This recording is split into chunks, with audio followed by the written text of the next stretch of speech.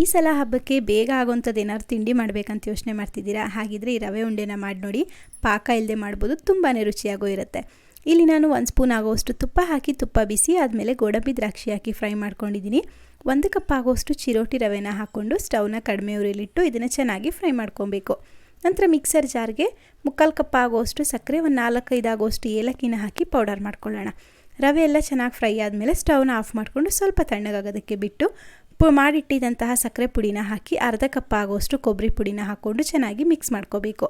ಪೂರ್ತಿಯಾಗಿ ಮಿಕ್ಸ್ ಮಾಡ್ಕೊಂಡ್ಮೇಲೆ ಕಾಯಿಸಿ ತಣ್ಣಗಾಗಿರುವಂತಹ ಹಾಲನ್ನು ಸ್ವಲ್ಪನೇ ಸೇರಿಸ್ಕೊಂಡು ಚೆನ್ನಾಗಿ ಮಿಕ್ಸ್ ಮಾಡ್ಕೊಳ್ಳಿ. ಒಂದೇ ಸಲ ಸೇರಿಸಿದ್ರೆ ಹದ ಗೊತ್ತಾಗಲ್ಲ. ಹಾಗಾಗಿ ಸ್ವಲ್ಪ ಸೇರಿಸ್ಕೊಂಡು ಮಿಕ್ಸ್ ಮಾಡಿ ಒಂದು ಲಿಡ್ನ ಕ್ಲೋಸ್ ಮಾಡಿಬಿಟ್ಟು 5 ನಿಮಿಷ ಬಿಡಿ ಸಾಕು.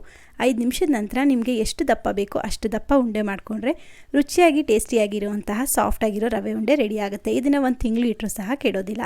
ವಿಡಿಯೋ ಇಷ್ಟ ಆಗಿದ್ರೆ ಲೈಕ್ ಮಾಡಿ, ಪೇಜ್ನ ಫಾಲೋ